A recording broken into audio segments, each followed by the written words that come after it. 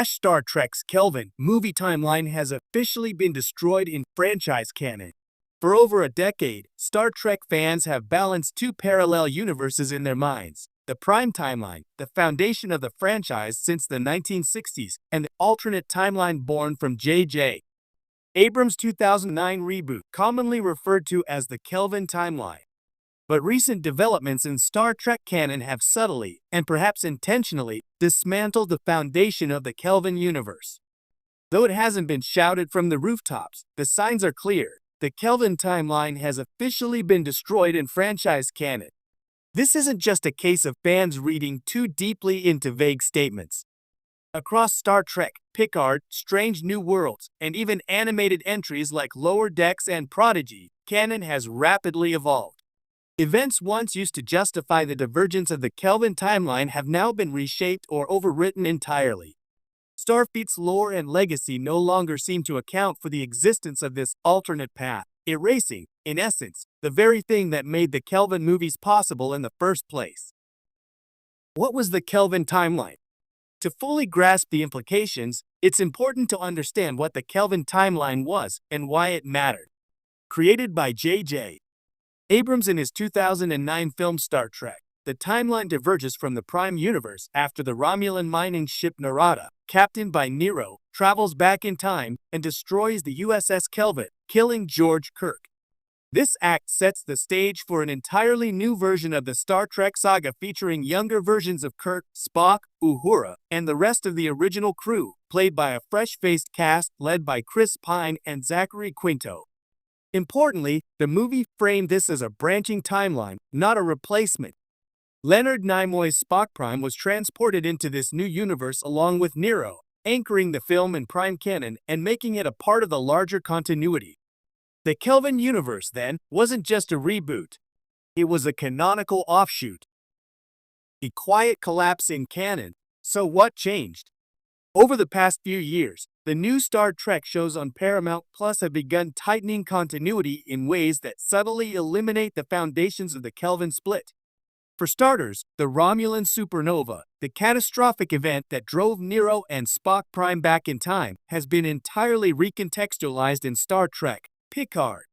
Rather than being a sudden surprise that catches the galaxy off guard, the show portrays it as a slow-moving disaster known well in advance. Starfleet's failure to adequately respond is a major plot point in Picard Season 1. But this version of the event no longer matches the one described in Star Trek 2009.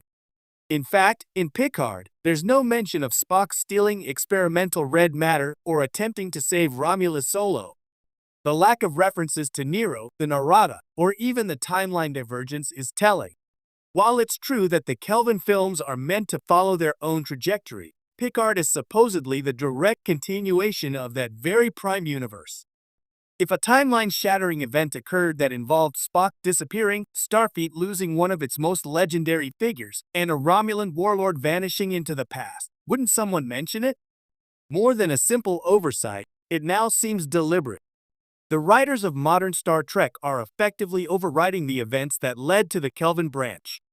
In Strange New Worlds, we get glimpses of future timelines and alternate paths, but none that reference the Kelvin universe. Even the time travel-heavy Discovery has failed to acknowledge the timeline, despite its multiple jaunts across centuries. No room left for Kelvin. Perhaps the most symbolic blow to the Kelvin timeline comes in the form of character legacies. Spock Prime's disappearance into another timeline, arguably one of the most significant events of his life, is nowhere to be found in modern Spock's reflections.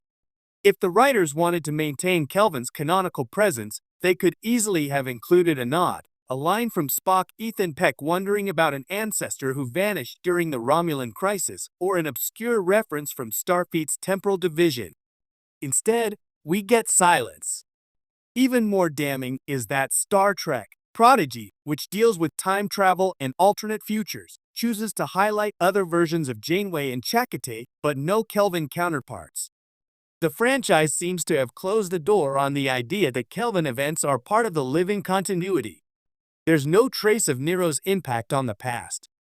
No echoes of George Kirk's alternate death. No Starfleet logs chronicling a timeline gone wrong. This omission is glaring because Star Trek is a franchise that thrives on self-reference. When episodes from Enterprise get callbacks in Lower Decks, or 1960s guest characters are reintroduced in Strange New Worlds, it shows how tightly the writers tie the modern to the legacy. For the Kelvin timeline to be completely ignored means only one thing: it no longer exists in canon. The franchise has moved on. If the narrative signals weren't enough, the industrial reality also reflects this shift.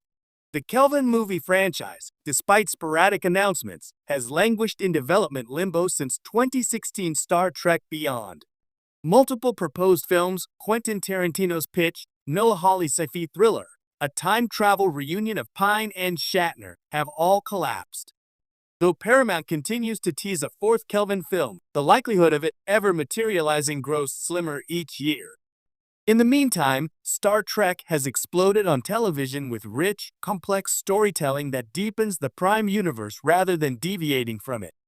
The success of shows like Picard, Strange New Worlds, and Lower Decks reveals that the creative energy of Star Trek is rooted in its legacy, not its reboots. The Kelvin films, for all their excitement and polish, were a temporary detour. The ship has sailed back to its original course.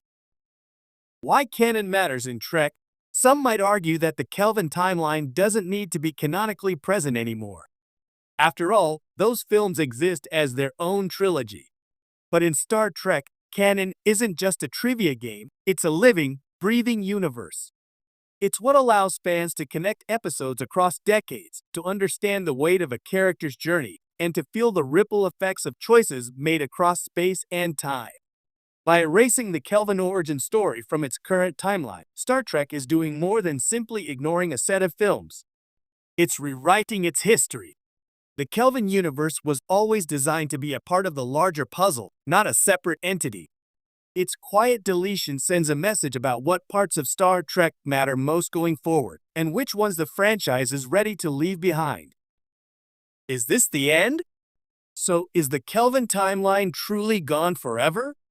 In a franchise that's included mirror universes, time travel paradoxes, and multiverse implosions, it would be unwise to say never. Theoretically, the Kelvin branch could be reintroduced at any time. But it's now abundantly clear that the franchise has no current interest in doing so. Not only has the foundation been swept away, but the active erasure from character memories and historical records indicates a deliberate choice. And if another Kelvin film does come, still a remote possibility, it may have to do so without the same connection to the broader canon it once enjoyed. It would be a standalone story, perhaps even more disconnected than ever before. The bridge once built by Leonard Nimoy's Spock has collapsed.